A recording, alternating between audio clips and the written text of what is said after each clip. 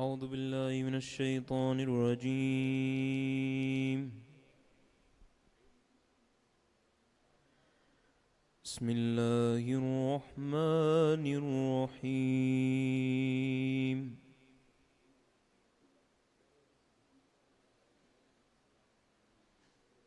تبارك الذي بيده الملك وهو على كل شيء قدير.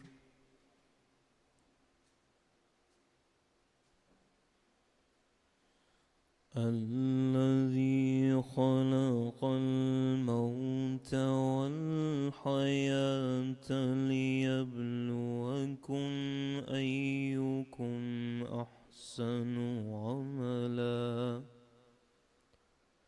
وهو العزيز الغفور.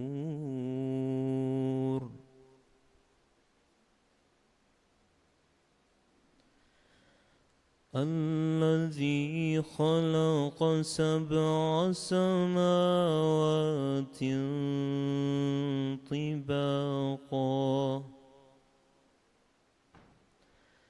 ما ترى في خلق الرحمن من تفاوت فارجع البصر هل ترى من فطور ثم ارجع البصر كرتين ينقلب إليك البصر خاسئا وهو حسير. ولقد زينا السماء الدنيا بمصابيح وجعلناها رجوما للشياطين وأعتدنا لهم عذاب السعير.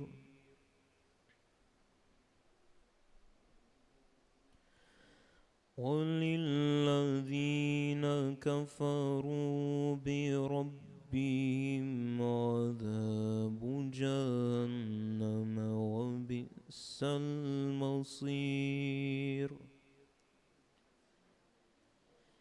إذا ألقوا فيها سمعوا لها شهيقا وهي تفور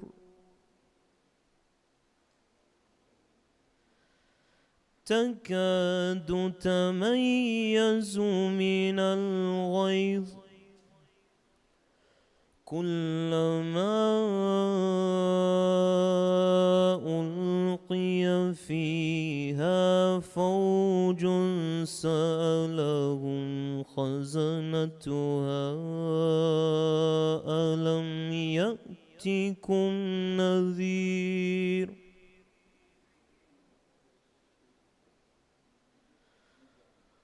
قالوا بلى قد جاءنا نذير فكذبنا وقلنا ما نزل الله من شيء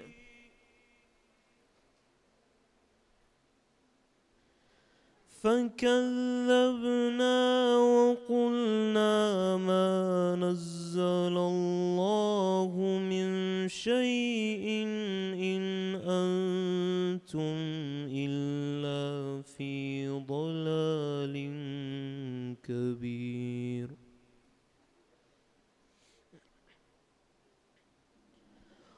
وقالوا لو كنا نسمع أو نعقل ما كنا في أصحاب السعير. فاعترفوا بذنبهم فسحقا لأصحاب السعير. إن الذين يخشون ربهم بالغيب لهم مغفرة وأجر كبير. صدق الله العلي العظيم. صلوات.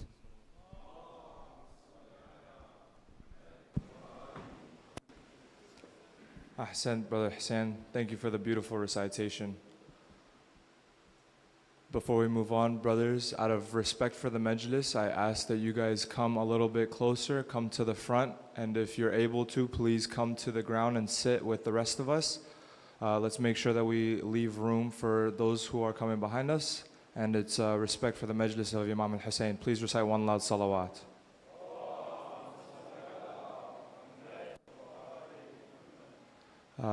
One more thing, brothers, if you see a chair that's open in front of you or to your right, please fill it up if you can. It's harder for the people who are coming in later to find a seat that's all the way in front or in the middle of everybody else. So thank you for that.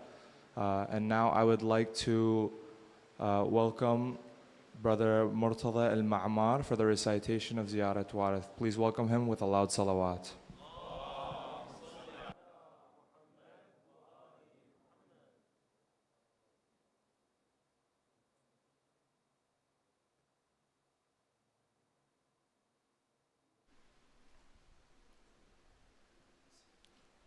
صلوا على محمد وآل محمد.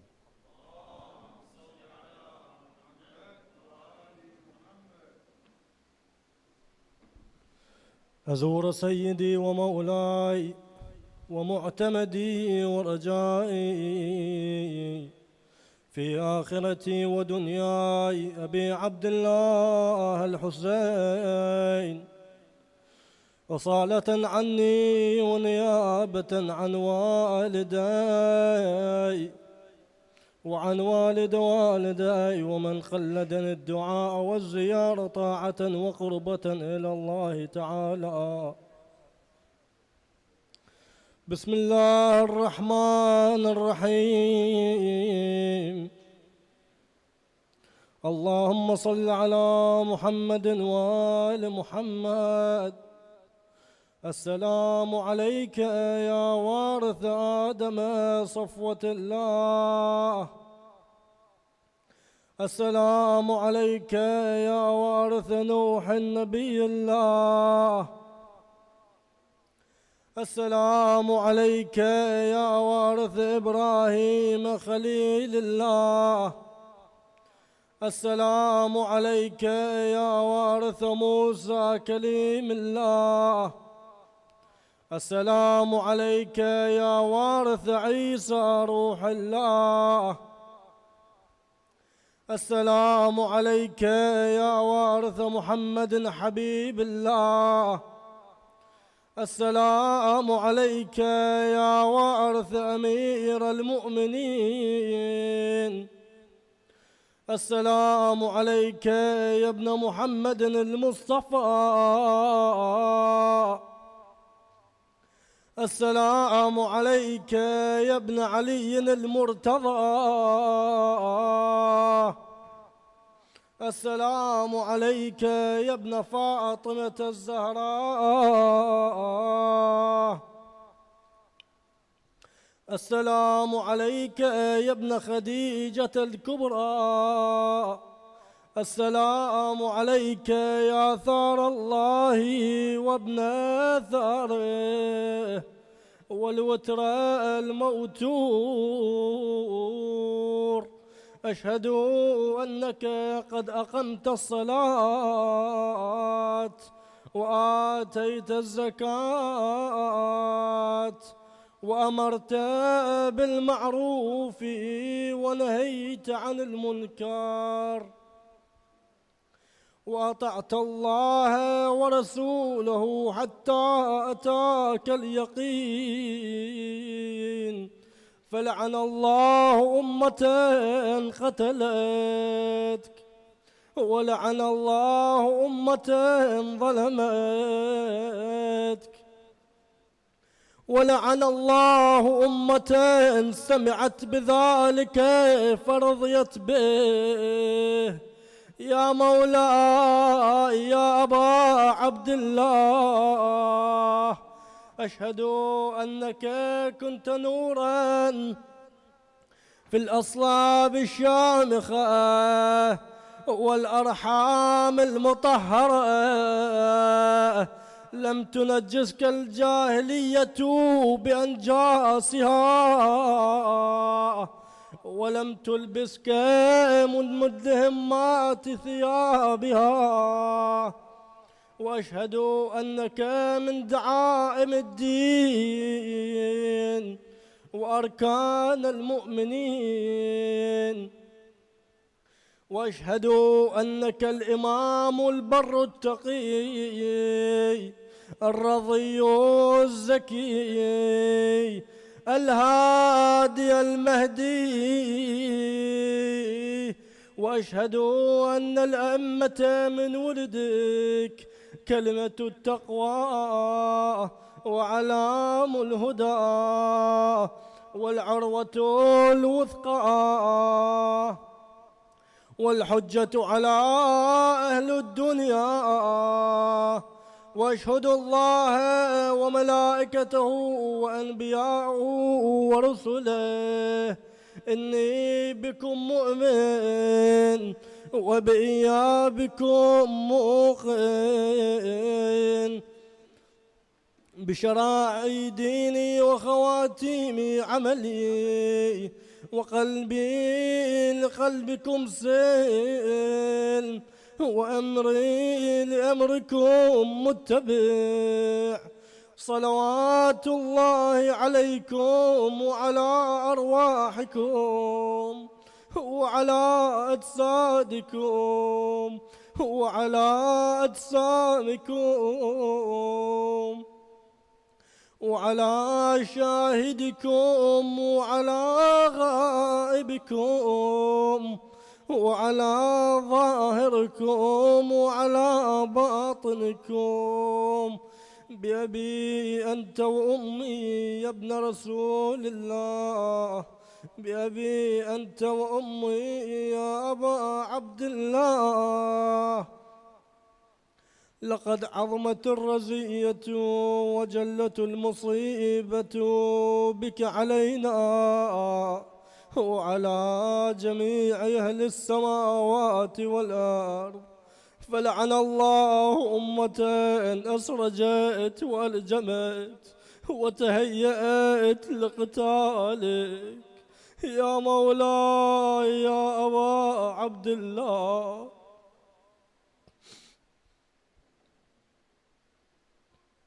قصدت حرمك وأتيت إلى مشهدك،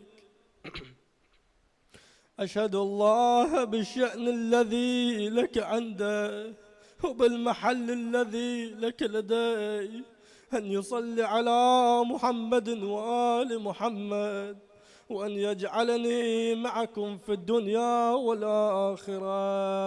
صلوات.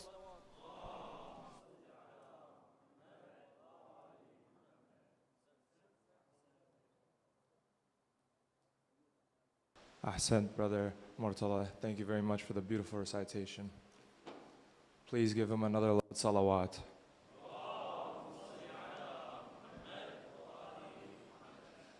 Brothers and sisters, before we move on to poetry, I have something to say about it.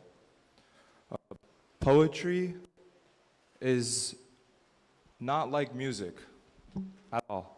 Poetry really matters where in the words, in the meaning, what is being said, especially when it comes to Islam.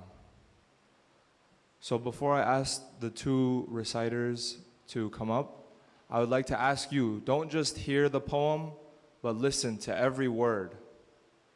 Ask yourself, what does it mean? So now I would like to welcome two sisters, two young sisters, to come up and recite some poetry. I would like to invite Sister Fatima and Sister Aya with loud salawat.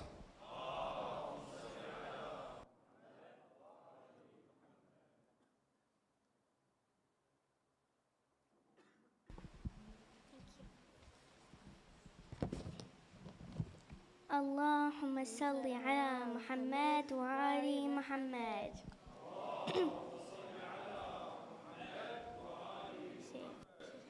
Soon, soon, I will see the moon near the river, near the river. No heads and no why, just tears and goodbye,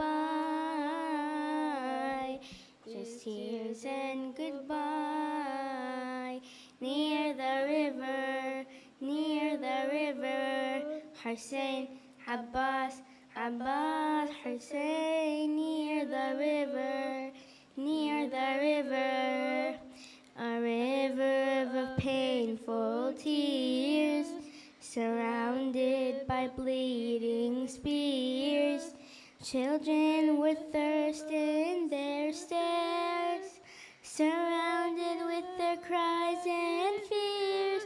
At noon, you will see my wound near the river, near the river. Every breath a sigh, no hands and no eyes, just tears and goodbye.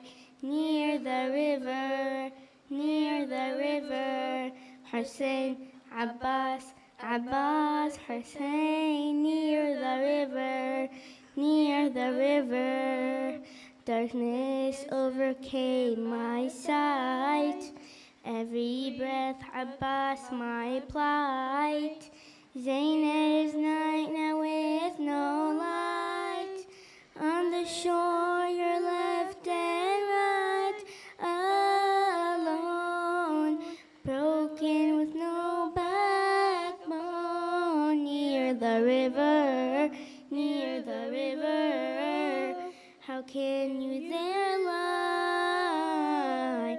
No hands and no why, just tears and goodbye.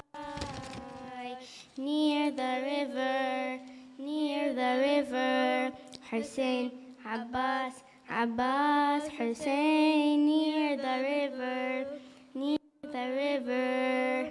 Zaynab awaits at your tent. How can I tell her you went? If you're lost, my back it's bent. How can I see her lament? She waits, open heaven's gates, near the river, near the river.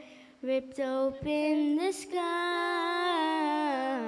no hands and no eye, just tears and goodbye.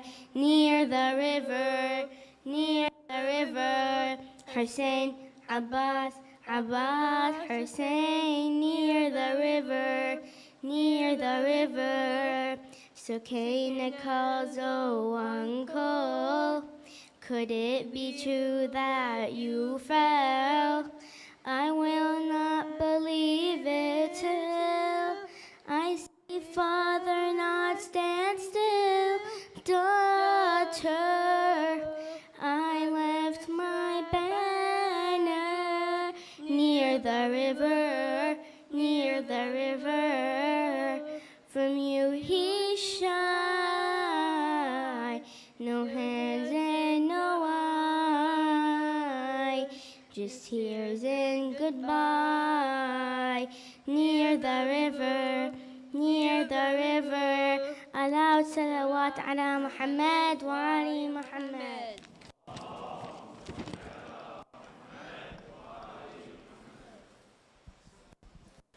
Ahsantum. Thank you for the beautiful recitation. Thank you for being courageous. Thank you for being bold. It was a very beautiful recitation. Please recite another loud salawat for them.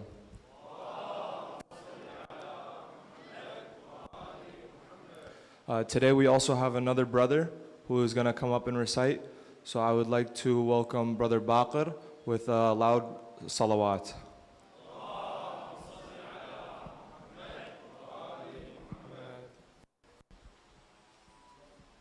صلوا الله عليه وآله وسلم.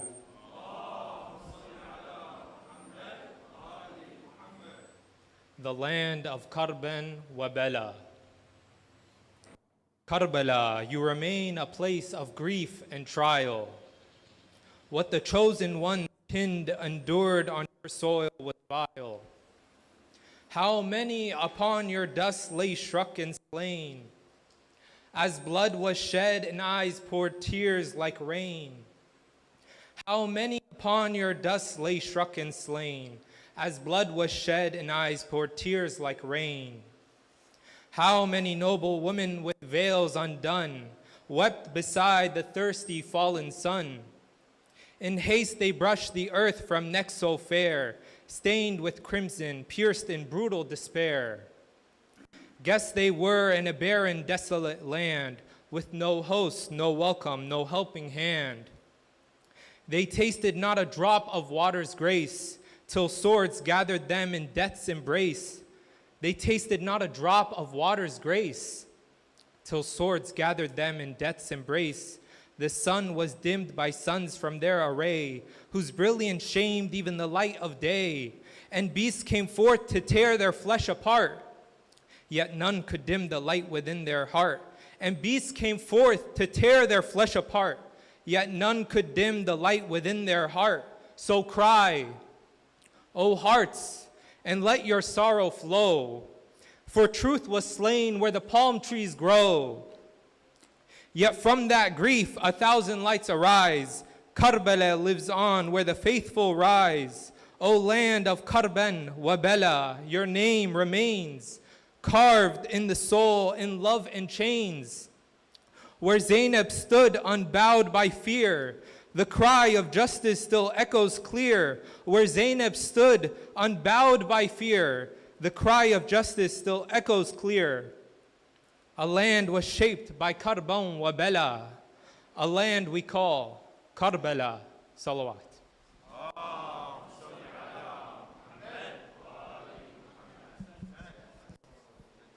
Ahsant, Brother Baqir. Thank you for the beautiful recitation. Brothers and sisters, I ask you to look at the volunteers who come up and recite. Can you say that they're doing good? The good for who? For you? For me? Isn't it all pointless unless we do it for Allah, for the majlis of Imam Hussein? So I ask you, brothers and sisters, together,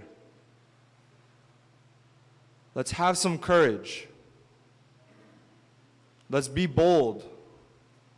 I ask for more volunteers to step up, do some poetry, read the Quran, recite the ziyarah. Join us in doing good. Before I welcome up our guest speaker, I'd like to ask the brothers to please come up closer to the front and scoot down closer to the minbar, please. Please recite a loud salawat.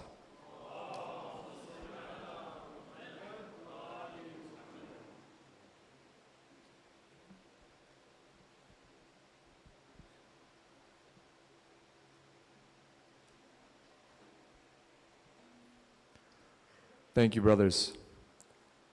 And now I would like to welcome our guest speaker for tonight. Please welcome Sheikh Basil with 3 loud salawats.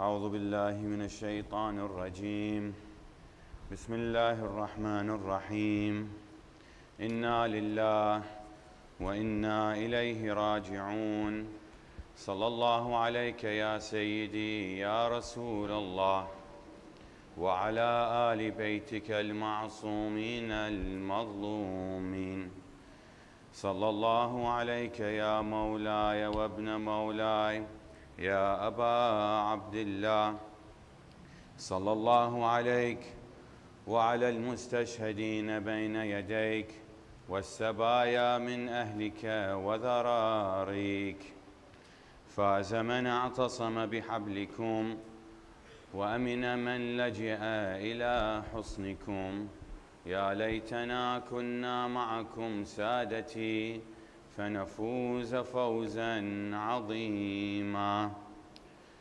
All together, brothers and sisters, with your hearts wide open, we are making dua for our Imam, the Imam that we love and the Imam that we await, because we know these majalis of Imam Hussein are preparing our hearts and souls for his reappearance. So all together with loud voices, Allahumma salli ala Muhammadin wa ali Muhammad.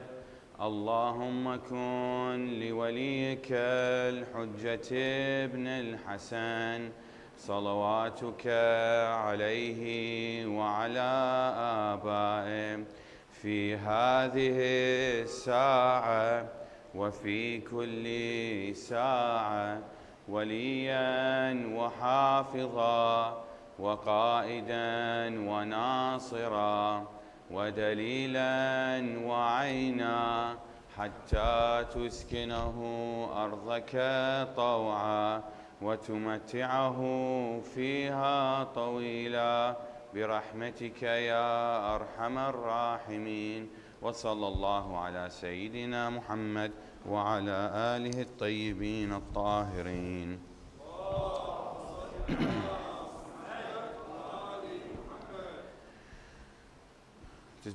Before starting and going into today's topic, like I mention every night, the power of a salawat, according to our 11th holy Imam, is that it demolishes our sins, a complete demolition. And to bring down the blessings and mercy of Allah subhanahu wa ta'ala, to bring down the angels, let us recite a very loud salawat ala Muhammad wa ali Muhammad.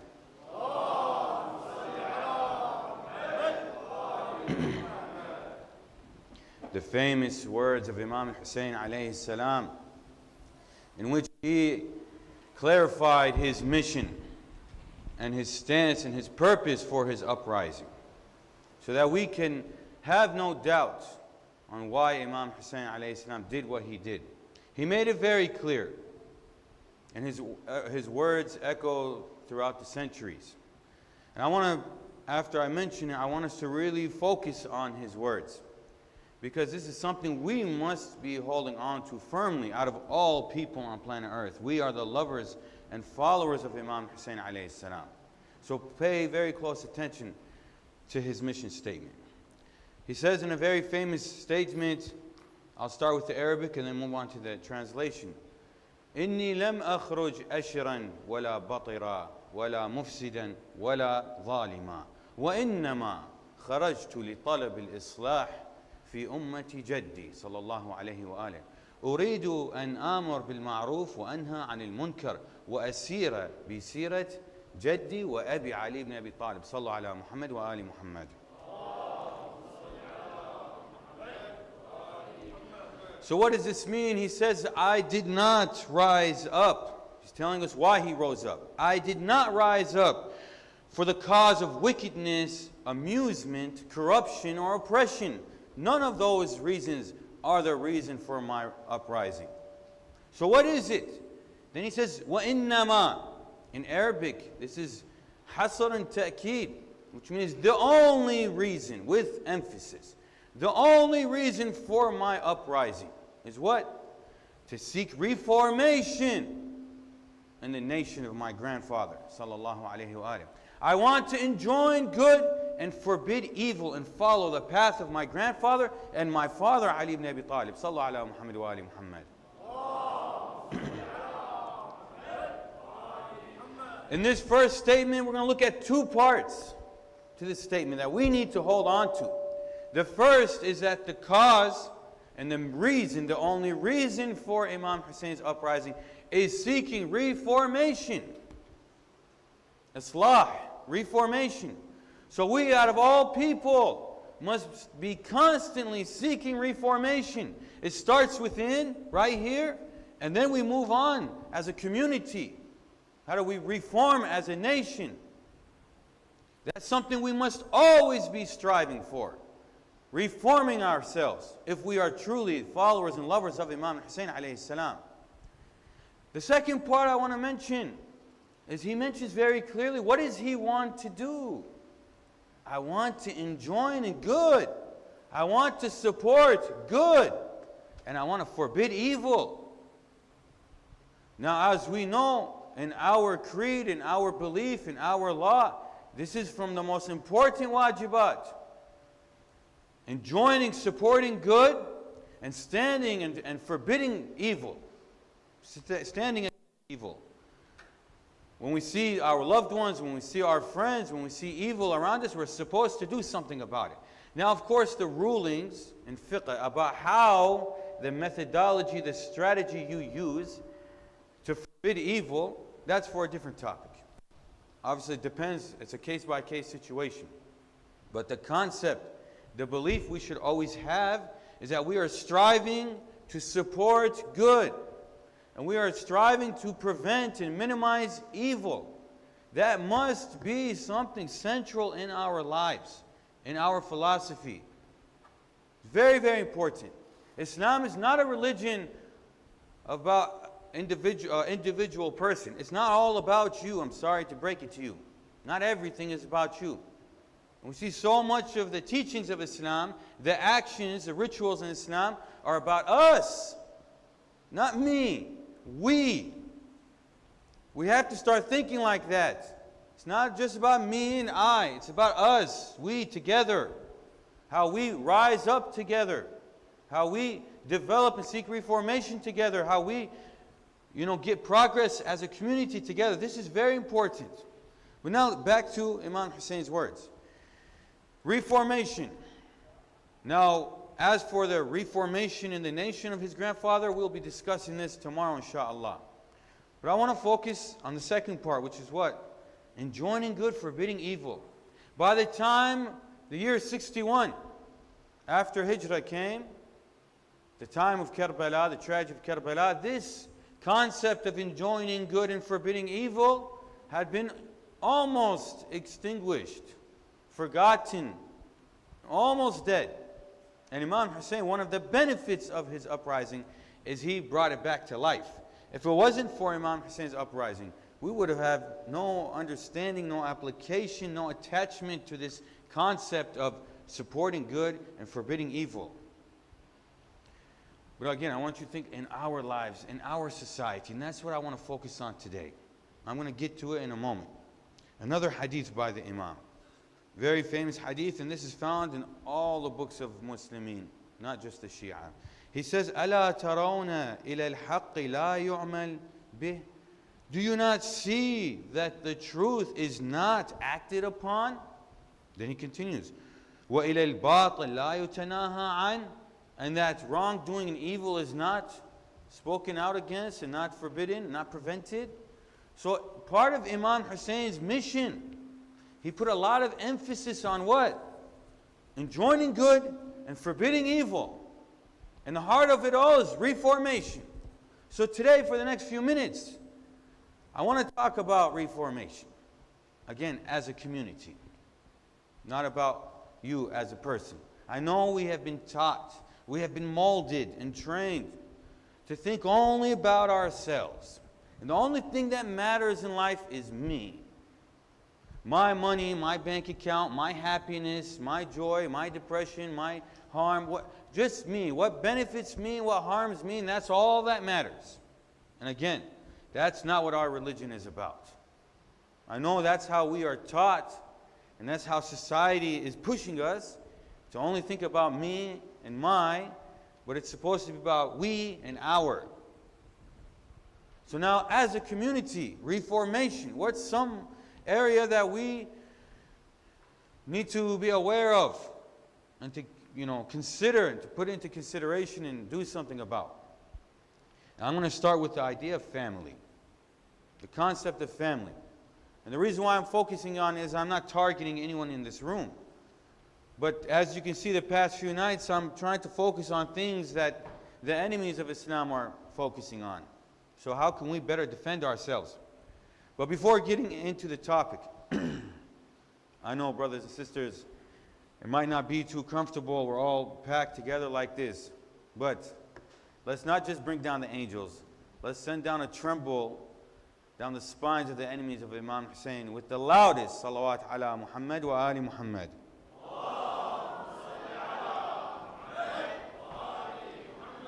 So reformation as a community is a very important matter. And again, there's so many different areas about our community that we can focus on.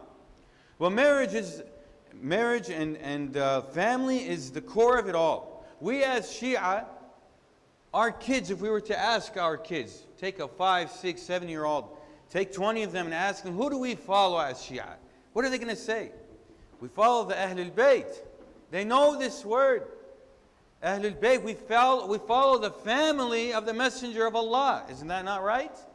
The heart of our religion, our belief and our practices go back to a family. Family is at the center of it all. Of course, we are inspired and our role models are the purest of families. The family of the Messenger of Allah. But the idea of family is in the center of it. We can't ignore it.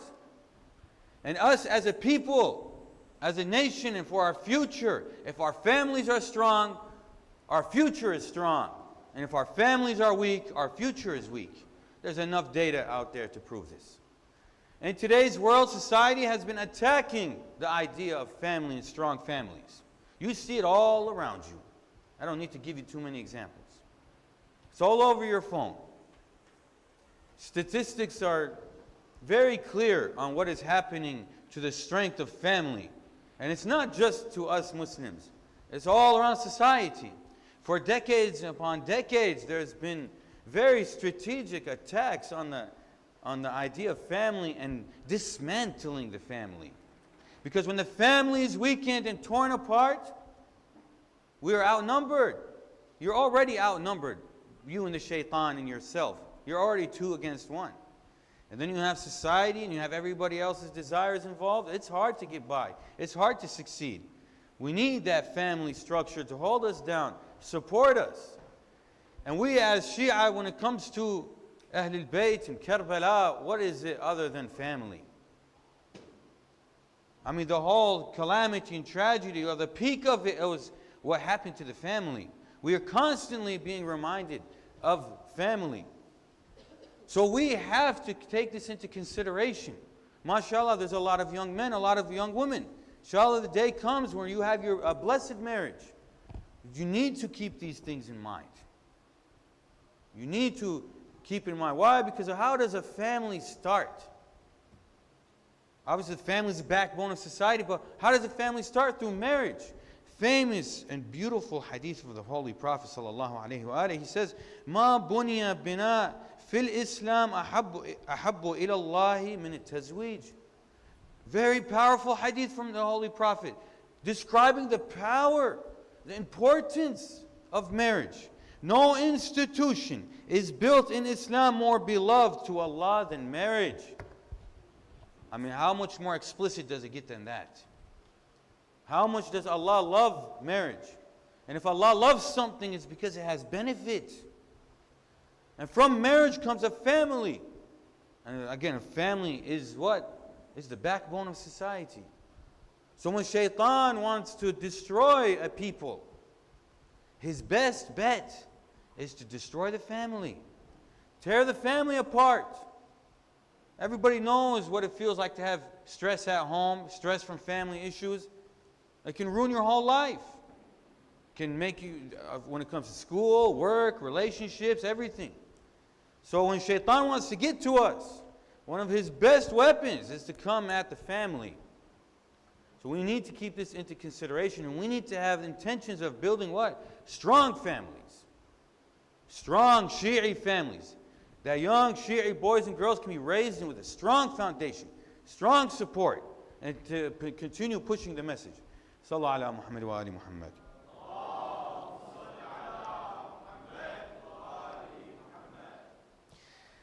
Now when it comes to families, we have roles. Family is a team with a very noble, honorable, holy mission. There's the role of the father. There's the role of the mother. The role of the son, the role of the daughter, the role of the siblings with each other. The relationship between each is a very complex dynamic. It's a very important one. But today, for the next few minutes, I'm not going to focus on all the other roles. I'm going to focus on one of the roles that has been attacked. That has been attacked, and some may get upset with me today. But the truth needs to be spoken. An honorable, a holy role, one of the most important roles of a family, the MVP of the family, is the mother of the household. The mother of the family is the most honorable position, the most honorable responsibility, the great responsibility of that family. And the reason why I want to focus on it is not because fathers are not important, but because society has worked really hard to attack the idea of the role of the mother in the household. The most honorable and the most greatest job, with the heaviest, why I say it's the heaviest and the greatest responsibility, the most honorable role, is the mother of the household, holds down the house. Why is that so important? I want you to think, when the mother is removed from the household, what happens to the household? And society has attacked our girls with all forms of, and not just our girls, our brothers too.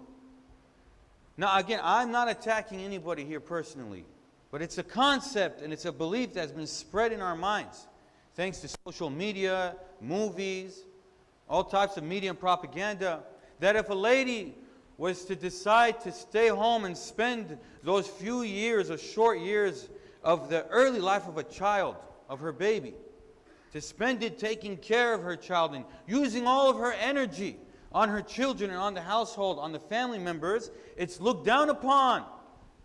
It's looked down upon. You can't tell me I'm wrong. That's what society says. When a lady decides to take that honorable role of being the mother of the household, holding it down at home, supporting every family member in that house, being responsible for the success of everybody involved, society looks at her as a failure. Tell me I'm wrong. They don't praise that. You don't see anybody giving some big praise for a lady who takes on that job. That's not considered a career. A lady's value is only if she has a high-level degree and a great paying career out there. Now, I'm not sitting here telling you trying to attack those who work. I'm not doing that. What I'm trying to say is that, look, if we see that around us, if we live in a house where we have a mother who takes on that role, let's show her some appreciation. I'm not attacking those who, for whatever, I know every family has its own case-by-case situation. Every family has its own circumstances. I'm not attacking any family. You better not be attacking anybody either. We're not here to judge specific individuals. But it's the concept, though.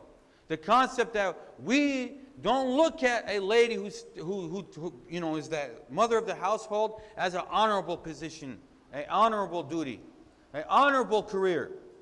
And we look down on it like she has no value, she's low, and everybody else is up here. And that is a crime to society. We're only serving the mission of the shaitan there. So, for my brothers, if you're at a house where it's either your wife or your mother, and she's the mother of the household, and she's taking care of business there, show appreciation. Show some love and care for that. This is part of enjoining good, supporting good. At bare minimum, use your mouth. Say something nice.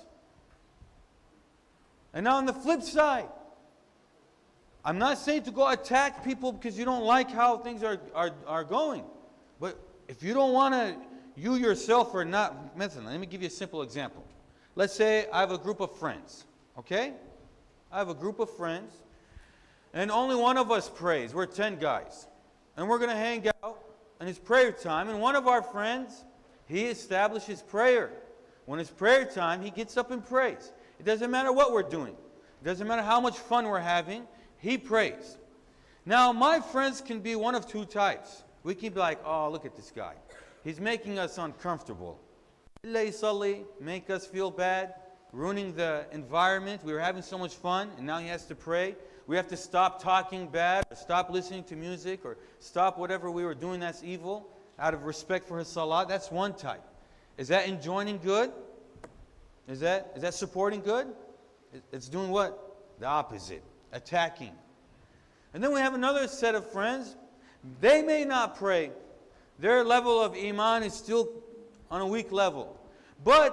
And they recognize it's bad, and they want to eventually change.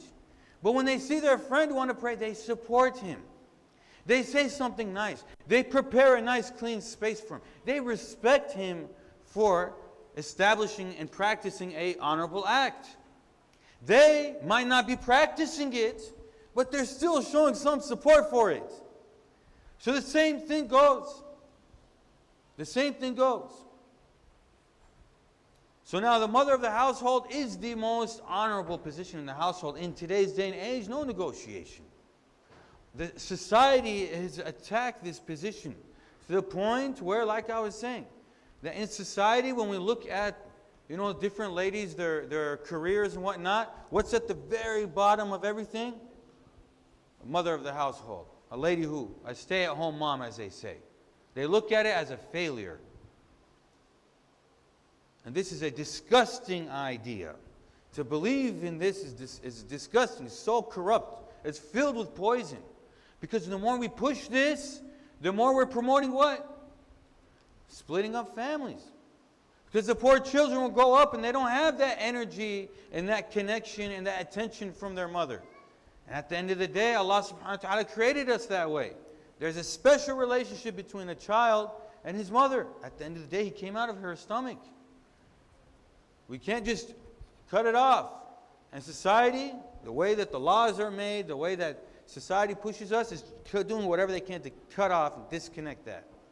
So at the end of the day, I wanted to address this point. That if we see a lady who is a stay-at-home mother, who is the head of the household, a mother of the house, let us show her some appreciation, some gratitude. Let us honor her, even if it's just with our words. That's the least we can do. Because all around her, she's being told that she is low value. She has no value. She's basically a failure at everything else, and that's why she's a stay-at-home mom. And we have to combat the attacks of the shaitan. Sallu ala Muhammad wa ali Muhammad.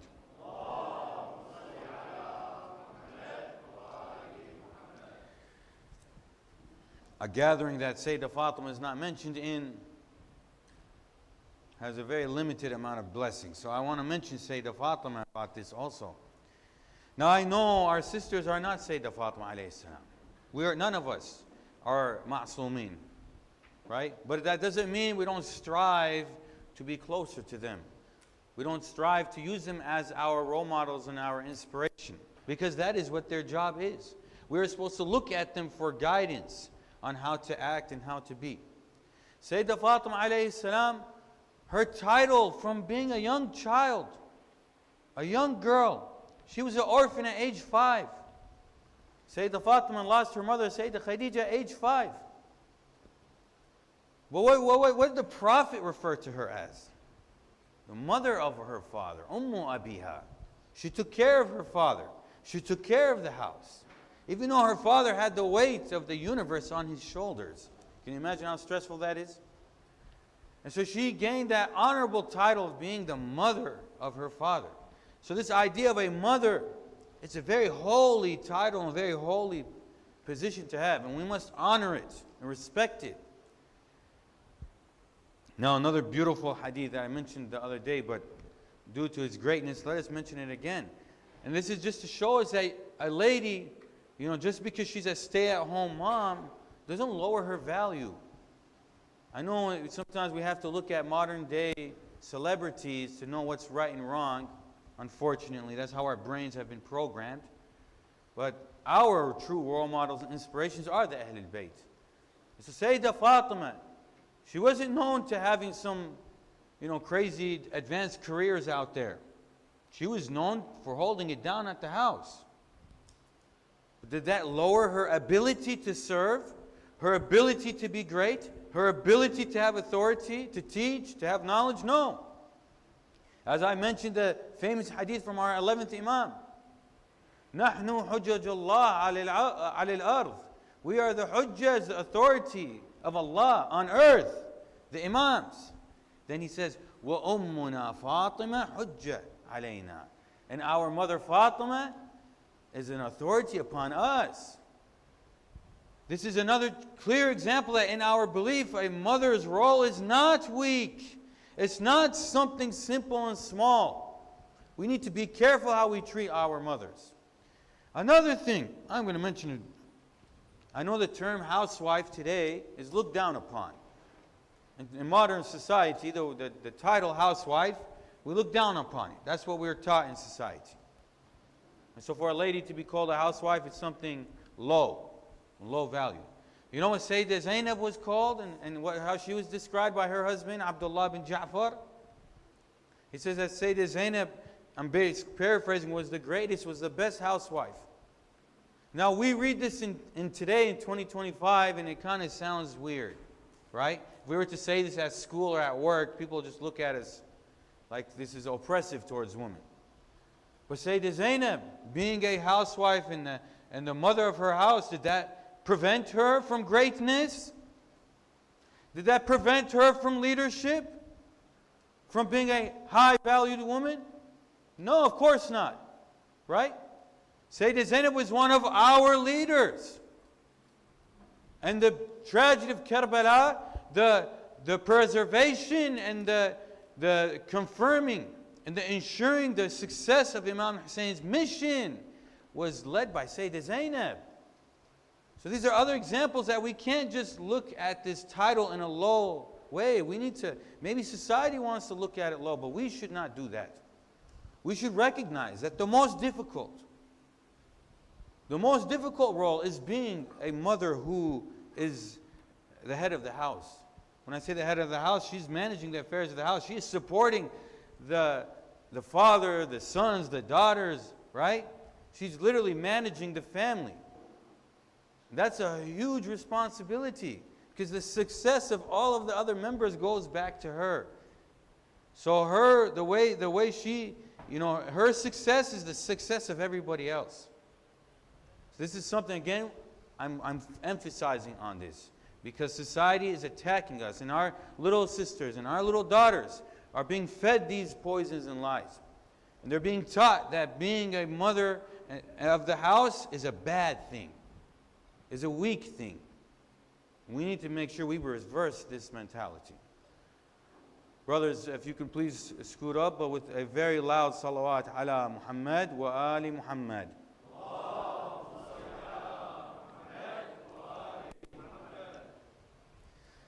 Now I know it might be difficult to compare ourselves to Sayyidah Fatima and Sayyidah Zainab. But we do have those Shi'i mothers throughout history. When you look at our history, look at after Karbala and go down for a few centuries. All right? Who held it down? Who kept the Shia alive? When the fathers were all rounded up and all executed or put in prisons and never to be found again. Thousands upon thousands. One wave of genocide after another. Who raised the next generation of young Shia men and women? Who taught them and pushed them to be on the straight path? It was those Shi'i mothers. We have countless examples of this. I swear, when I have timelines and I look at all the tragedies that took place in the persecution upon the Shia, And how many of the thousands upon thousands and thousands of our men were taken from their families? And like I said, either executed in public or put in prisons and never to be found. How was it possible for another generation to rise up and continue and carry the banner moving forward? It was those Shi'i mothers who taught and guided their children, those orphans, and guided them and pushed them to be on a straight path and continue the journey and to continue the fight. So, in our history as a Shia community, we have to honor our mothers. Our Shi'i mothers have a great favor upon us that we can never repay with no matter how much thanks and appreciation we show. But we need to, moving forward, we need to promote and support and aid our future mothers. That is our responsibility. Sallallahu ala Muhammad wa ali Muhammad.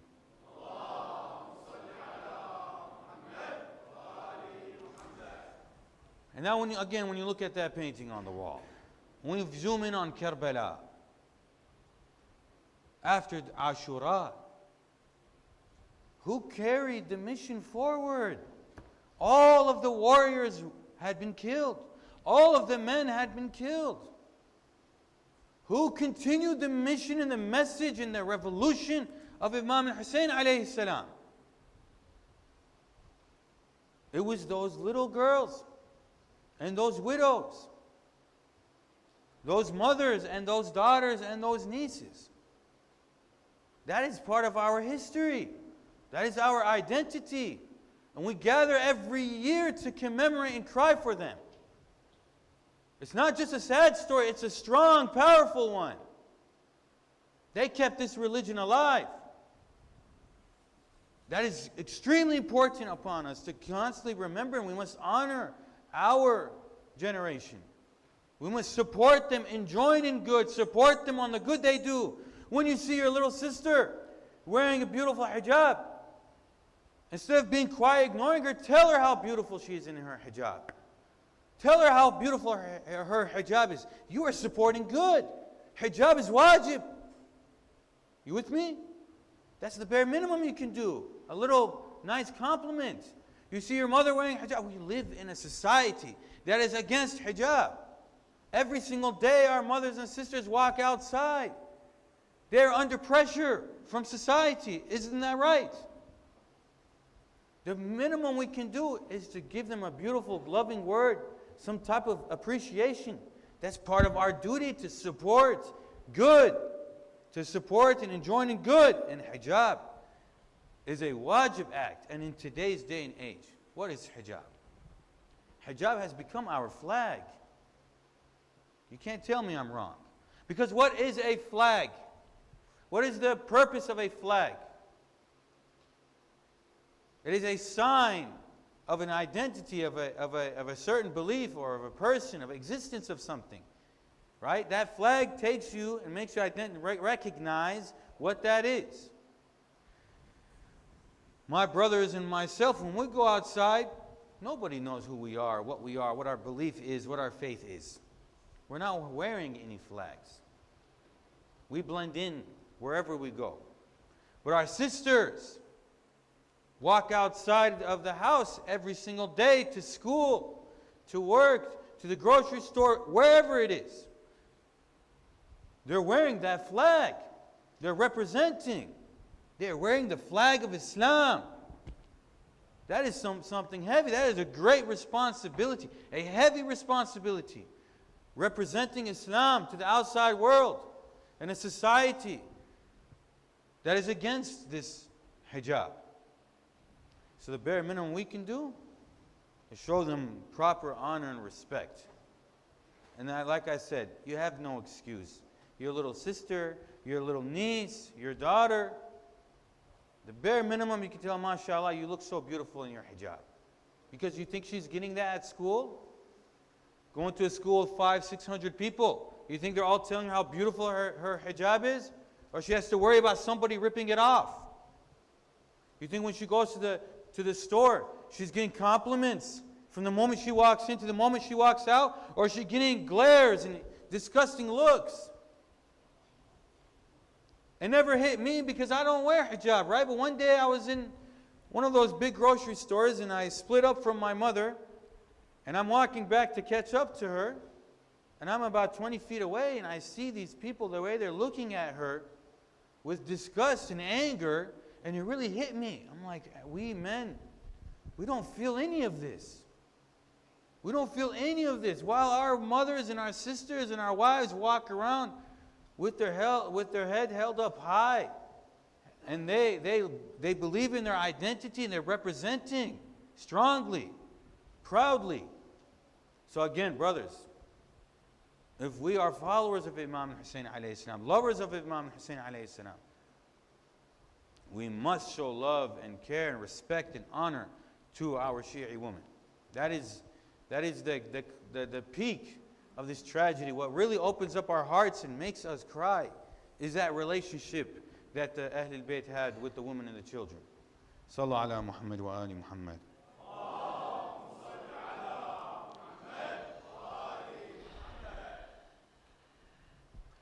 Now the majalis of Imam Hussein alayhi salam are not limited to tears only, crying only. It is a battlefield. Majalis of Imam Hussein are a battlefield where our hearts are trained with loyalty. Our souls are also trained with the truth. We hold on to these things, and that's why we commemorate. Because when you open up your emotions, it holds on, it clings on to you much longer than if it's just information, right? And so these emotions that open up in these majalis, we learn lessons and they stick to us. We need to apply them. So we know that the flag of Islam today is our sisters.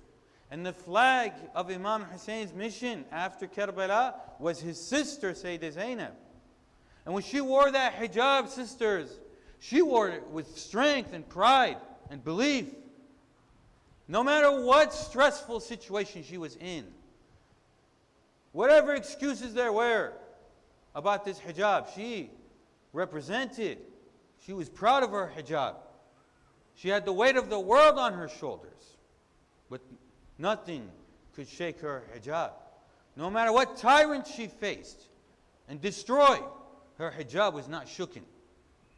So when we wear our hijab, we have to be proud. We have these type of leaders like Sayyidah Fatima, Sayyidah Zainab, and those orphans from Karbala who represented and wore that hijab with belief and strength. And they carried on the mission of Imam Hussein for all time, all the way to the flag is handed to Imam al-Hujjah Ajallah Ta'ala Faraja. Sallallahu ala Muhammad wa ali Muhammad.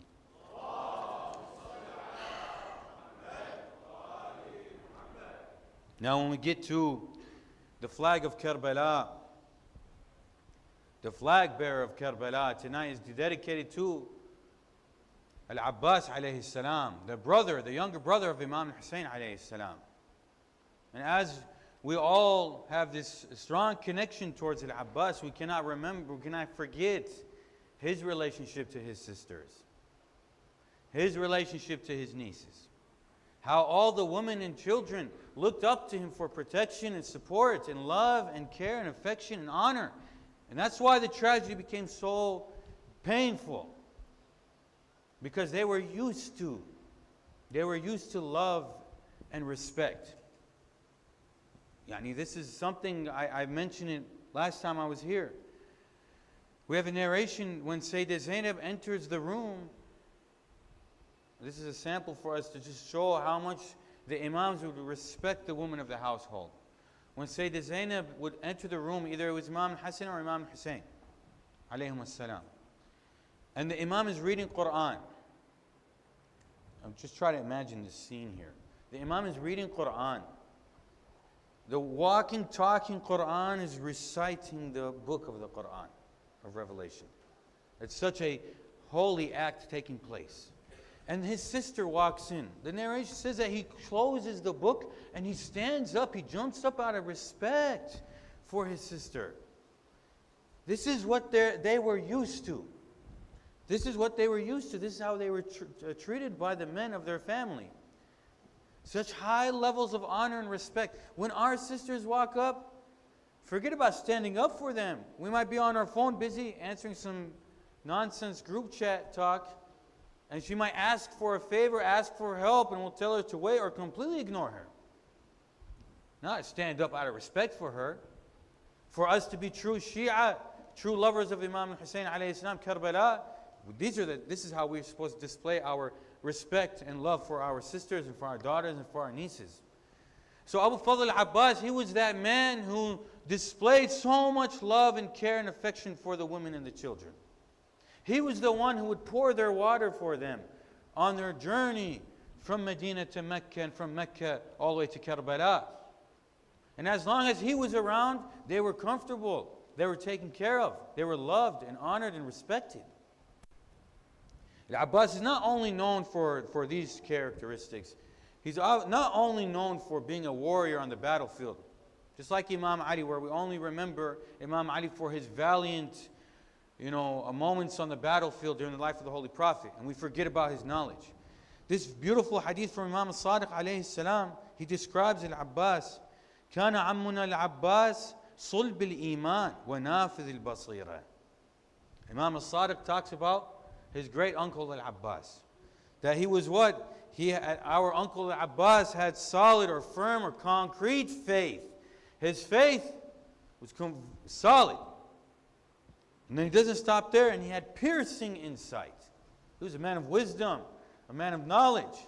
And that knowledge and wisdom and that faith is what allowed him to be who he is, and he is now remembered, over 386 years later, all around the world. People are honored to have the name of Al-Abbas. Now I want to get into some of the last moments of his life. So the day before Shimr arrives to the land of Karbala with some new orders. Okay? La'anahullah Shimr. He arrives and he has some updates from the governor. And he comes to the camp of Imam Hussein. And even though Imam Hussein's camp is very small compared to the army that they're facing, right? 72, a handful of men versus up to 70,000 warriors. They had the special forces amongst them. And we say, brothers and sisters, remember, the Muslim army at the time during the Battle of Karbala was the strongest army on planet Earth. You understand? It's not just some small little random army out there. The strongest empire on the planet with the strongest army going to face Imam Hussein's family. But still, even though they completely outnumbered Imam Hussein's warriors, they still feared Al-Abbas. How do we know this? They came to Al-Abbas. They came to the tent, and they delivered this message, this new deal. We got an offer for you. I'm paraphrasing here. We have an offer for you, Abbas and your brothers. To leave Imam Hussein will give you and your family safety. No harm will reach you. Not only does this scene show us and display the loyalty Al-Abbas had for Imam Hussein and was not going to allow any bribes to affect him, it also shows how the enemy viewed Al-Abbas. They feared him. They wanted to do what they could to hopefully disconnect him from Imam Hussein alayhi salam. But it failed. He reminded them of his faith and his loyalty to Imam Hussein alayhi salam. Now, after all of the companions of Imam Hussein alayhi salam had fallen, one after the other, because the companions first fought valiantly, one after the other. They faced the enemy soldiers. And when we look at the history reports, Imam Hussein alayhi salam, his companions, the warriors alongside him, they truly were how the hadith describes that there was no comparison, no likes, no men like them on the face of the earth. Not just in their faith, their spirituality, and their manners and morals, but also on the battlefield. Even though they were thirsty, days without water, tired from such a long journey, and setting up camp, and again, no water. But when each one of them were on the battlefield, only God knows how many they took out before they died. But they one after the other fell. And then the Ahlul Bayt, Banu Hashim fought one after the other. And again, Countless enemies were taken out in the process. And finally, when nobody's left, except for Al-Abbas, the last warrior remaining, Imam Hussein still had an army. That shows us how important he was. It was still considered that Imam Hussein had a strong army, even though there's one warrior left. He by himself was a one-man army. This is very similar to Imam Ali alayhi salam with the Holy Prophet. How many times the Muslims fled the battlefield? But as long as Imam Ali stood there, there was an army. And so Al-Abbas was given the flag. He was the flag bearer of Imam Hussein's army. That is an honorable role, but it also represents when the flag bearer falls, the army is considered to have fallen. So Al-Abbas alayhi salam, after now his own brothers have just been killed, and there's no warriors left, and his heart has been boiling of anger, and he's wanting to seek vengeance for all of the loved ones that have passed away.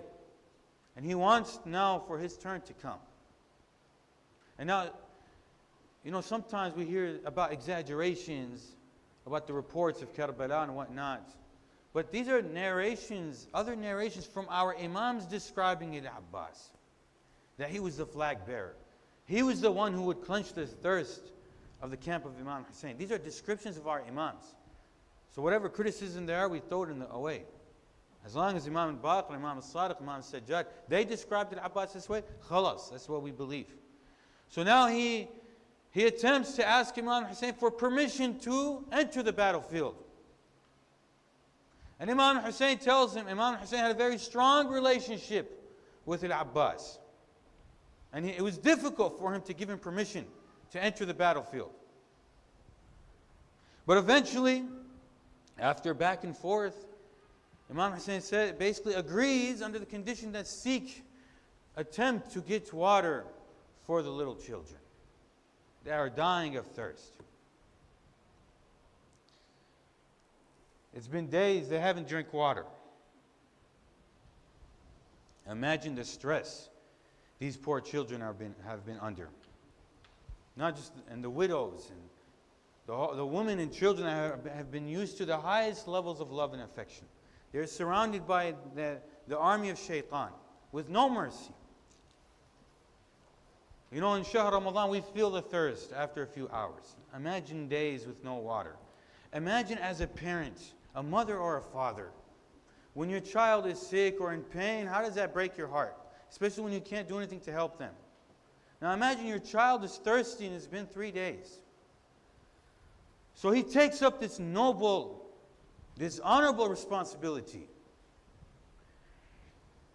to go and seek water, to fill up the qirba of water from the Euphrates River, but you have an army in the way. But he takes this challenge and he takes this responsibility with honor. And he steps up and he gets on his horse after bidding farewell. Now, we can't get into it's too difficult to describe the scene of the farewell of Abbas with his sister.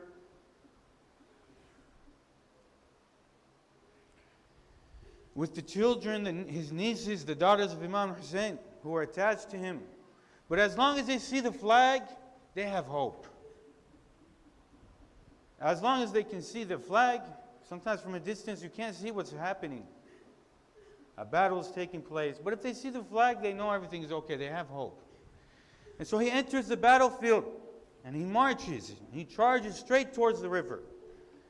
Now the enemy forces know how dangerous this is. If he reaches the water and water comes back to the camp of Imam Hussein, they fear the power of Imam Hussein if he had water. They fear the power of Al-Abbas if he has water.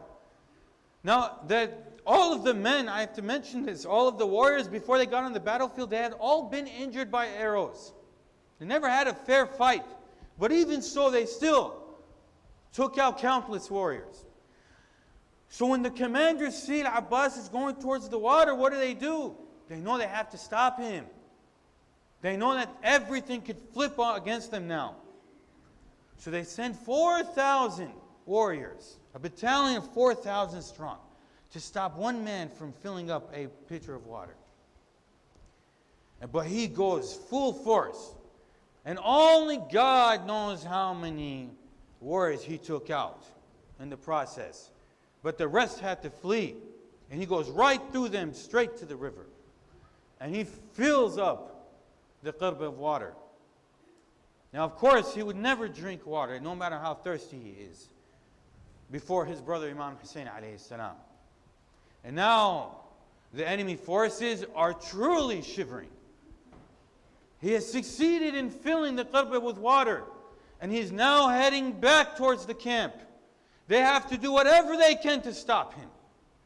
And the narrations describe that it began to rain arrows. Remember, we're talking about an army of thousands upon thousands.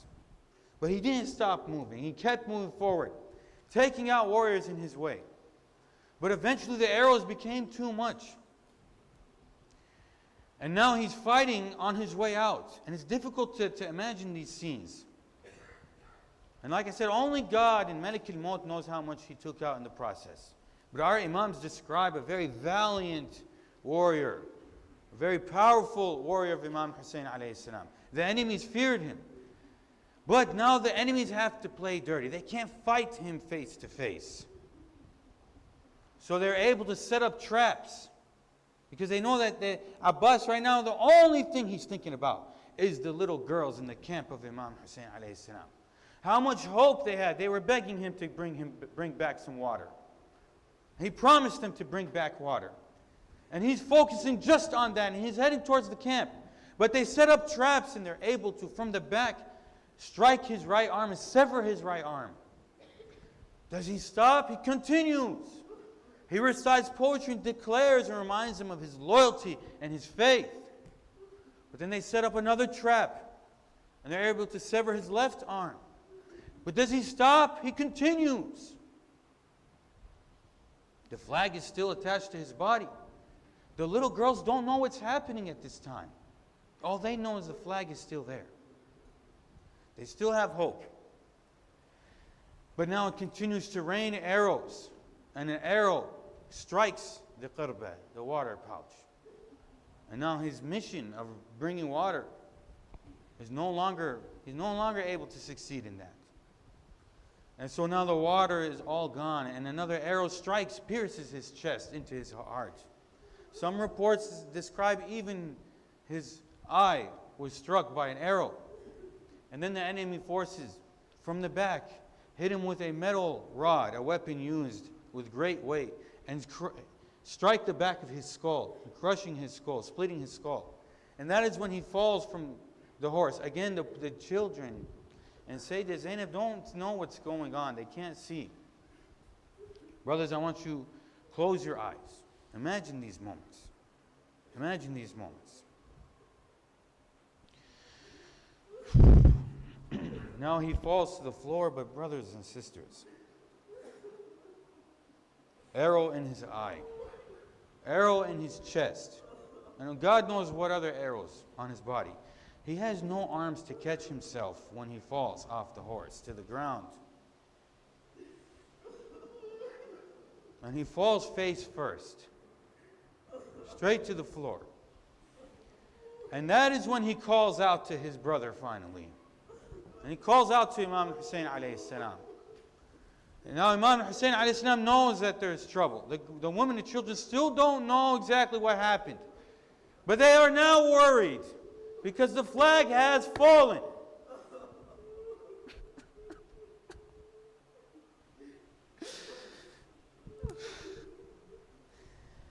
The flag has fallen in Imam Hussein. He rushes to the battlefield.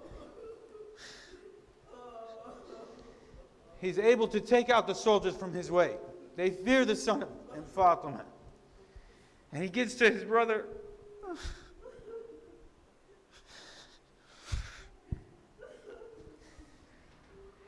It's narrated that he puts his brother's head in his lap. He puts his head in his lap and he's wiping the blood and the sand from his eyes.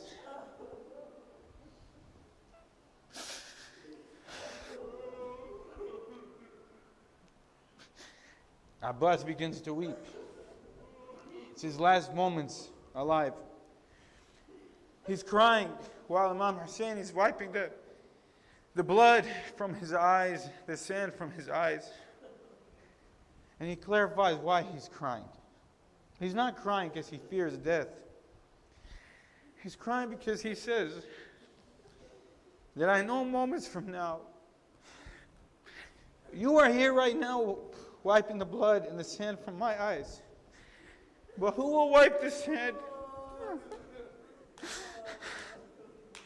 Who will wipe the blood from your eyes? Who will put your head in their lap?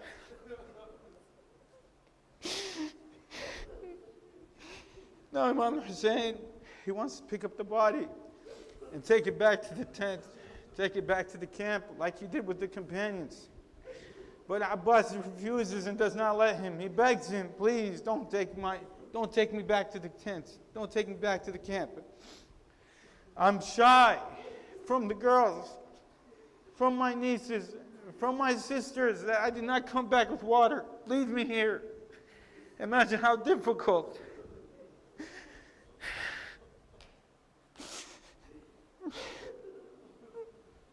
Imagine how difficult that is for Imam Hussein alayhi salam to leave his brother's body so far away with the enemies and to go back and face the widows and the orphans. It's narrated that he goes back to the camp. Everybody wants to know what has happened. They know that the flag has fallen, but they don't know for certain what has happened. Imam Hussein doesn't respond to anybody. He walks to the tent of Abbas and he takes down the Mullah Fadl.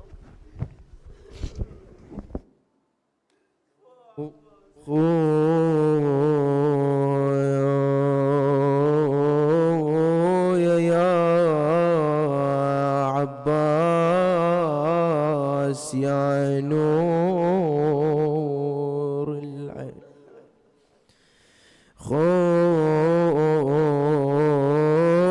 يا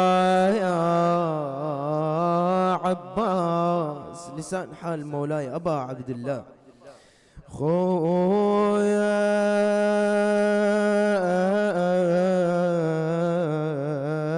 يا عباس يا نور العين يا تاج على الرأس يا خويا ايش يقول له مولاي ابا عبد الله يا خويا انت الدرع والسيف والطاس شلون تروح وانا ابقى محير يا شلون تروح وانا ابقى وانا شباب يا محير.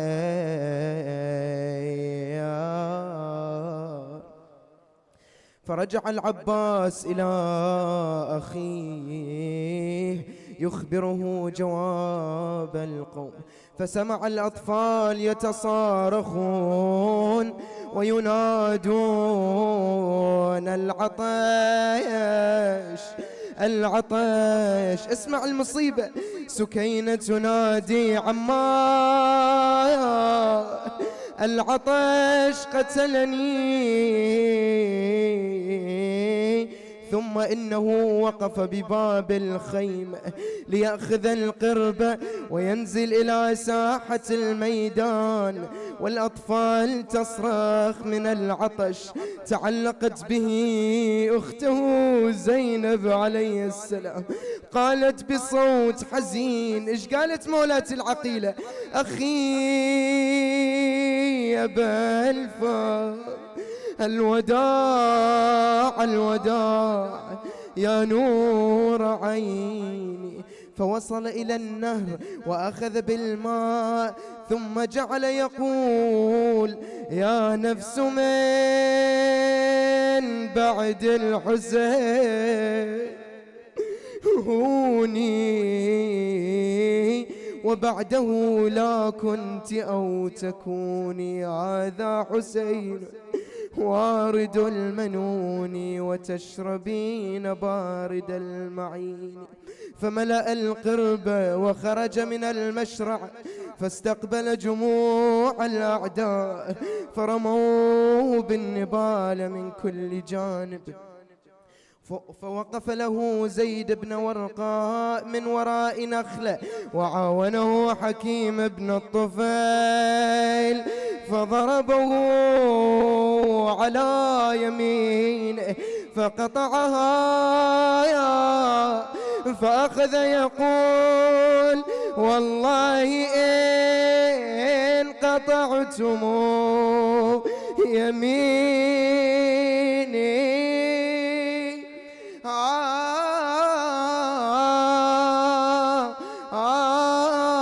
إني أحامي أبدا عن ديني وعن إمام صادق اليقين نجل النبي الطاهر الأمين. عاجركم الله.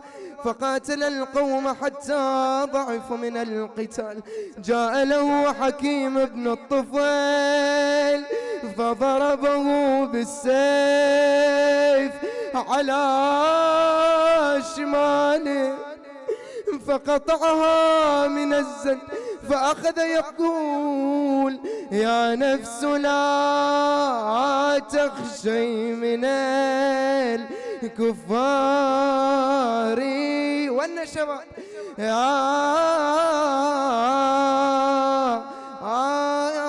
وأبشري برحمة الجبار. He continues fighting and moments later another enemy cuts off his left arm.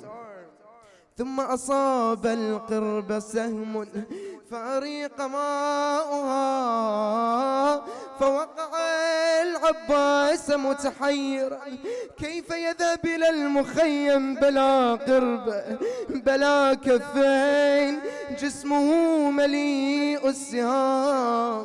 وبينما هو كذلك اسمع المصيبة فبينما هو كذلك جاءه سهم وقع في صدره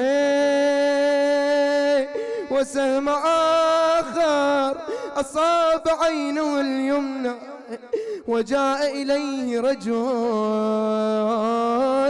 فضرب بعمود من الحديد على رأسه فخر إلى الأرض صريعا. أجركم الله. بينما هو كذلك نادى أخاه الحسين أخي حسين أدركني. سمع الحسين صوت العباس وأويله بالله عليكم أسمعوا الحسين وهو يصف حاله ويقول الآن انكسر ظهري وقلت حيلتي الآن شمت بي عدوي. مولانا الحسين he says now my back is broken, my strength has diminished, now my enemy rejoices over me. أعان الله قلب مولاتي زينب حين سمعت بهذا الخبر. لسان حال مولاتي العقيلة شنو؟ يا أبو فاضل. إيه الكل حافظ القصيدة اللي يعرفها وياي. يا أبو فاضل يا أبو فاضل أنا زينب رد علي يا أبو فاضل خلي إيدك في إيدي. شيرد عليها أبو فاضل لا تجيني زينبي كيت لتشونيني لا تجيني ليش قطعوا يساري ويميني قطعوا يساري ويميني واويله على زينب واويله. مأجورين حبيبي بارك الله بك. قوم على حيلك، الليلة ليلتك، هي عزائك فدوى أروح لك. يا حسين ومصابه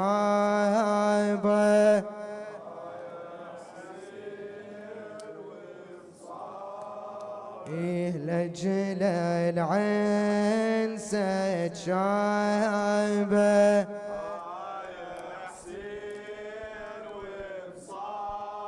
إيه لجل العين ستشايبه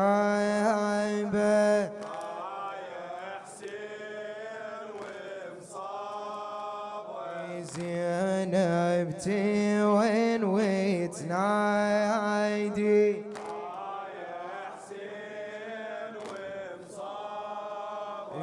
خويا ويا روحي العايدي. هلا بالشباب، هلا جواب اسمع منك.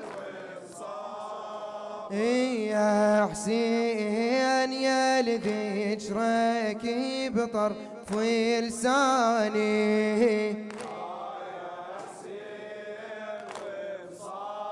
مولاي وحاشاك لن يوم الوعد تنساني.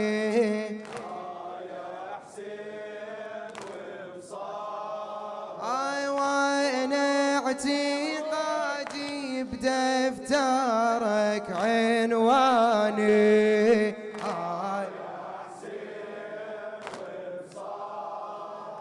وانا اعتقادي بدفترك عنواني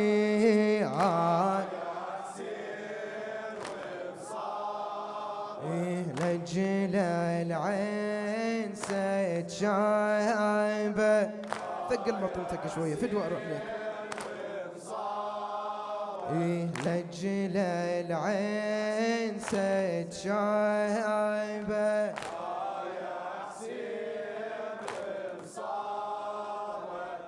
اسمع بارك الله. لا تعتذر لا تعتذر لا تعتذر لا تعتذر يا خويا وفيت العهد لا تعتذر راسك تهشم بالعمد لا تعتذر يا خويا وفيت العهد لا تعتذر راسك تهشم بالعمد يا خويا عباس يا خويا عباس يا خويا ارفع ايدك يا خويا عباس يا خويا عباس يا خويا عباس سمعني اعلى يا خويا عباس يا خويا عباس يا خويا عباس لا تعتذر كافي انقطع منك وريدك لا تعتذر كافي انقطع منك وريدك لا تعتذر يا قدمت للغالي ايدك لا تعتذر يا قدمت للغالي ايدك يا النايمي على المشرع يا النايمي على المشرع ارجع اريدك تعرف يا راعي الغيرة يحتاجك عضيدك تعرف يا راعي الغيرة يحتاجك عضيدك باكر شمار يقعد على صدر الطهر باكر شمار ويسلي ببناتي الخدر ما بيني الارجاس يا خويا عباس يا خويا عباس يلا سمعني يا خويا عباس يا خويا عباس يا خويا عباس لا تعتذر يا ابو الوفا يا ابو الحميه لا تعتذر هو الشمر ناوي علينا وانا ادري لو بعدك عدل حتما تجينا شحال الضعين الليله يا حاج الضعينة بالصار يا راعي العلم، ما تدري بينا ما تدري بينا يا بالفضيل، فقدك أبد ما ينحمل يا بالفضيل، ما يرجع ردود الشمل، تهدمي الساس يا خويا عباس يا خويا إلك شباب يا خويا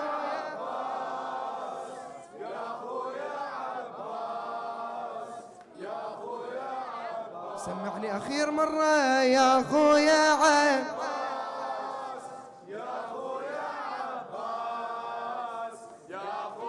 مأجورين إن شاء الله. بارك الله بيك. اسمعني بارك الله بيك. مأجورين إن شاء الله. تحفظك مولاتي العقيلة. راية علي هزاها والمشرعة عناها.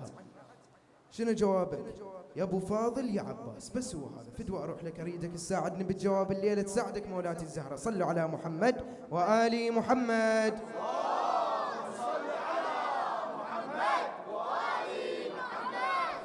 ارفع ايدك بارك الله بك.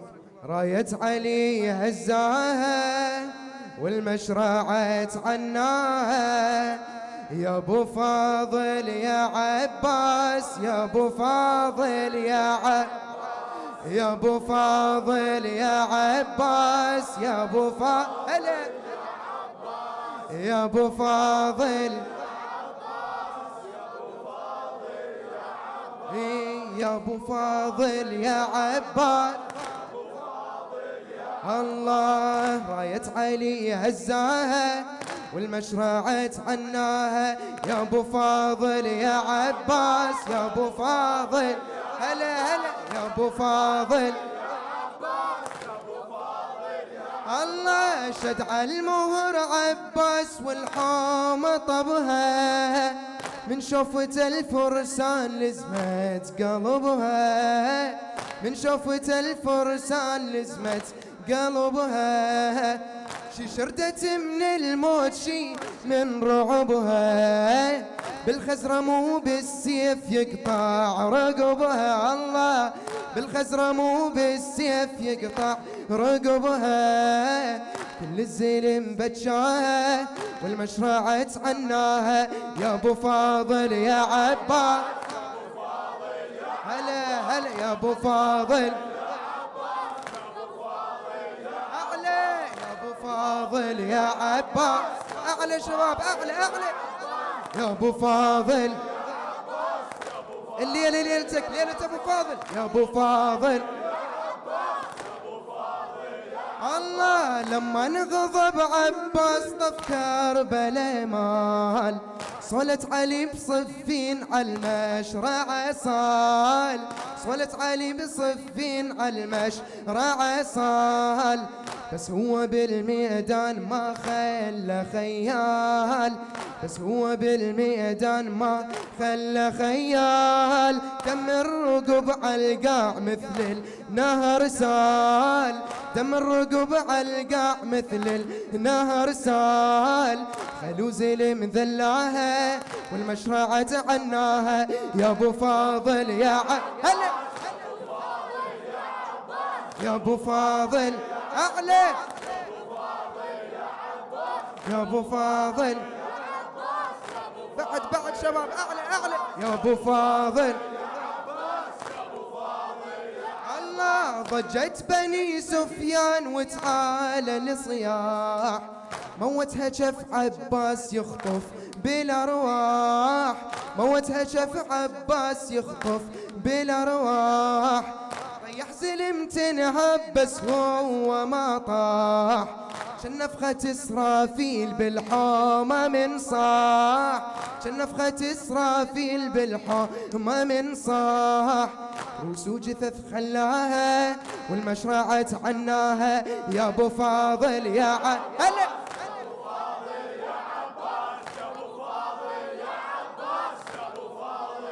اعلى يا ابو فاضل. شدها بعد يا ابو فاضل. لا تقصر الليله يا ابو فاضل يا ابو فاضل. الله بالراية طر الجيش وتحنى للماي، بالراية طر الجيش وتحنى للماي، ركض زلمها ركض يشبه علي بهاي، ركض زلمها ركض يشبه علي بهاي، ودرها خيل وناس على المشرع هواي، ودرها خيل وناس على المشرع هواي، حتى النحر نادى تخيلك يا رواي، حتى النهر نادى تخيلك يا رواي، تقرايته وعلاها والمشرعة عناها يا ابو فاضل يا يا ابو فاضل ما شاء الله. اعلى اعلى شباب هلا.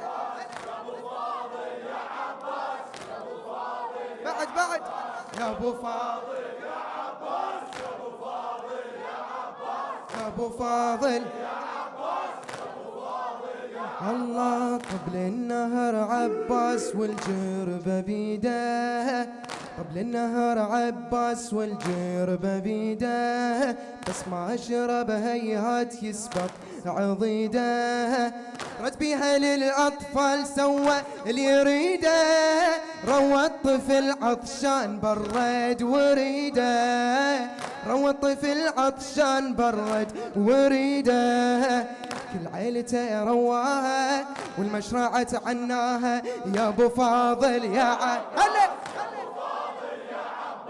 يا ابو فاضل يا عباس. عندك بعد اعلى يا ابو فاضل ما شاء الله. هو هذا جواب يا ابو فاضل. بعد سمعني اعلى اعلى. هلا وفى الوعد عباس يتخلى هيهات لشاعرها سيد زيد الفحام. هلا هلا وفى الوعد عباس يتخلى هيهات، بجفوفه جاب الماي للفاطميات، وتلقت الحوراء بأجمل العبارات، وتلقت الحوراء بأجمل العبارات، والله وكفو وفيت يا طيب الذات، والله وكفو وفيت يا طيب الذات، كلمة شرف وفاها والمشرعة عناها يا ابو فاضل. هلا هلا يا ابو فاضل يا عب، هلا بيك يا ابو فاضل. لا تبرد فدوى اروح لك لا تبرد يا ابو فاضل. الله وفى الوعد عباس يتخلى هيهات، يتخلى هيهات، بجفوفه جاب الماي للفاطميات، وتلقت الحوراء بأجمل العبارات، والله وكفو وفيت يا طيب الذات، كلمة شرف وفاها والمشرعة عناها يا ابو فاضل.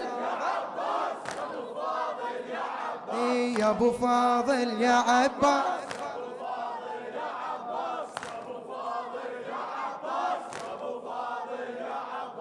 يا ابو فاضل يا عباس، يا ابو فاضل اعلى يا ابو خادم. الله شد على المهر عباس والحومة طبها، من شوفة الفرسان لزمت قلبها، من شوفة الفرسان لزمت قلبها، السيد زيد الفحام شد على المهر عباس والحومة طبها، من شوفة الفرسان لزمت قلبها، شي شردت من الموت شي من رعبها، بالخزرة مو بالسيف يقطع رقبها، بالخزرة مو بالسيف يقطع رقبها، كل الزلم بتشاها والمشرعة عناها يا ابو فاضل يا هلا.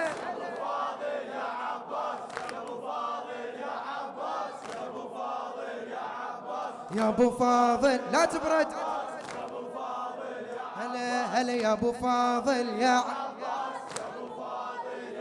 يا بالفضل جيتك روحي، يا بالفضل جيتك يا روحي ورجواي، اطلب طلب معروف بطبعك وفاي، اطفال اخوك حسين محتاج الماي، شده وصعب حله يكون، شده وصعب حله يكون، الا على ايدك هايا ابد والله.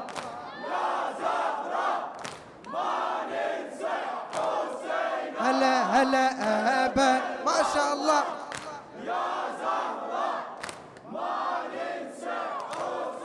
هلا هلا سل سيفه عباس وهجم على عدوان، شردت زلمها وخيلها من الميدان، شي ماتت وشي نامت على التربان، طبل النهر يملي الجود دق عالشاري على الثايا ابد والله. ما ننسى لا تبرد ابد. الطم خادم ما خادم جاوبني حتى اعيد لك اعلى شباب ابد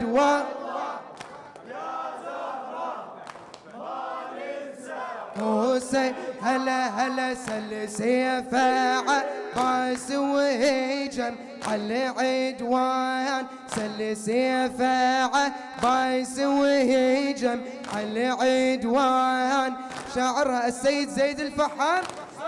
هلا هلا سل سيفه عباس وهجم على عدوان، شردت زلمها وخيلها للميدان، شي ماتت وشي نامت على التربان، طبل النهر يملي الجود تقع الشاري على الثايا ابد والله.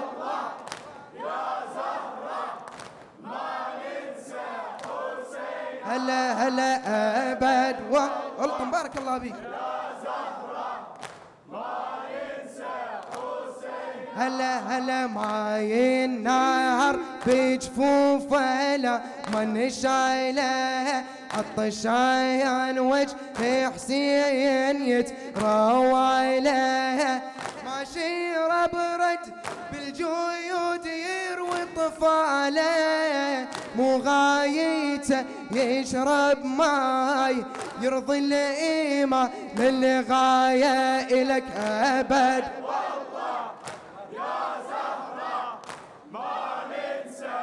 لا عندك على شباب هلا أبد والله يا زهرة. هلا هلا رد لي الخيم عباس والماي ويايا، عبد الله راح الضميشة لو روى اليتا ملي عطشتي بجفي يمنا، واخت العاقي لا تحيي ما يخلف لها حجايه ابد. ما ننسى هلا ابد والله.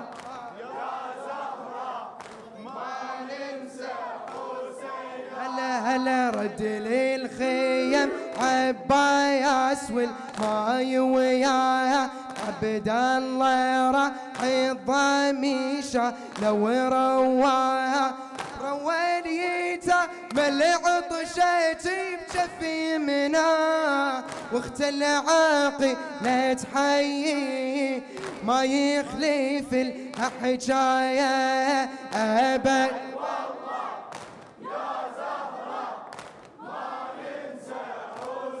هلا هلا ابد بيت الدعاء.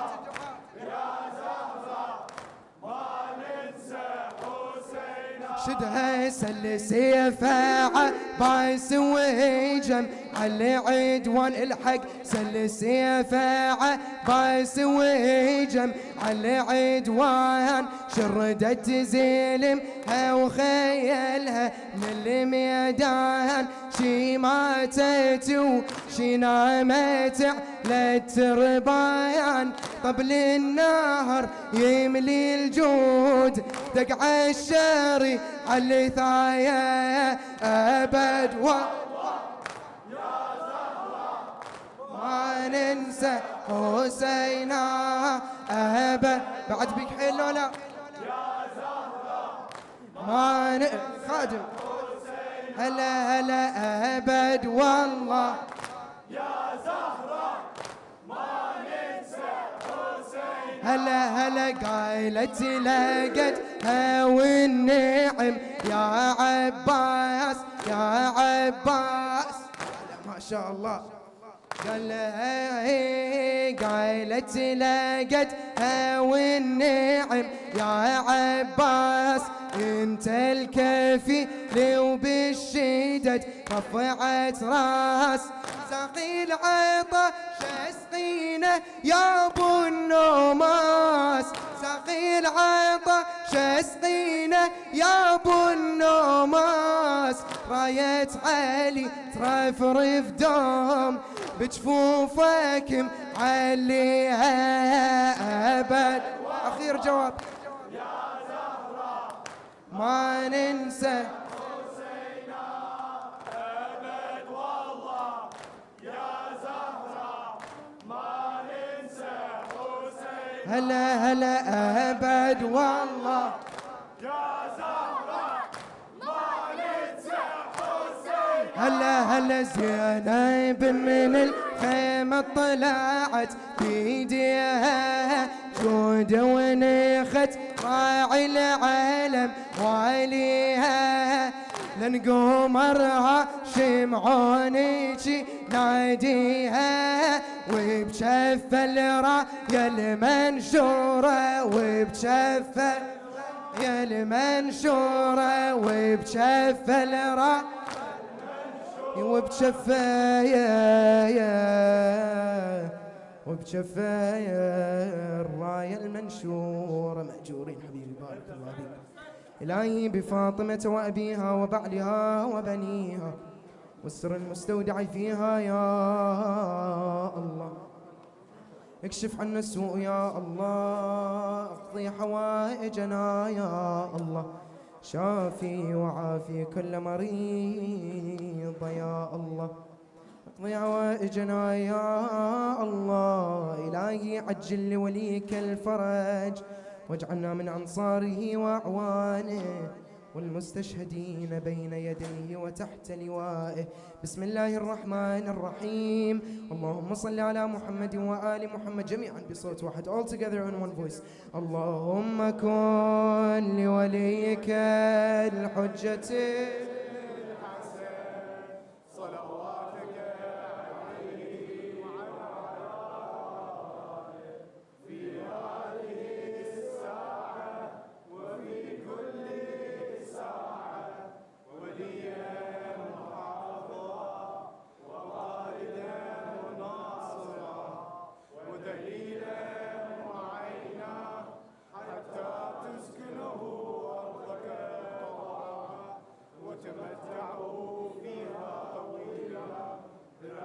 يا أرحم الراحمين إلهي إلى أرواح المؤمنين والمؤمنات ومن مات على ولاية مولانا أمير المؤمنين خصوصا خدمة المولى أبي عبد الله الحسين وإلى جميع أمواتنا وأمواتكم وإلى روح الشاب المرحوم السيد ياسر الموسوي نهدي لهم جميعا ثواب السورة المباركة الفاتحة تسبق الصلاة على محمد وآل محمد بأعلى الأصوات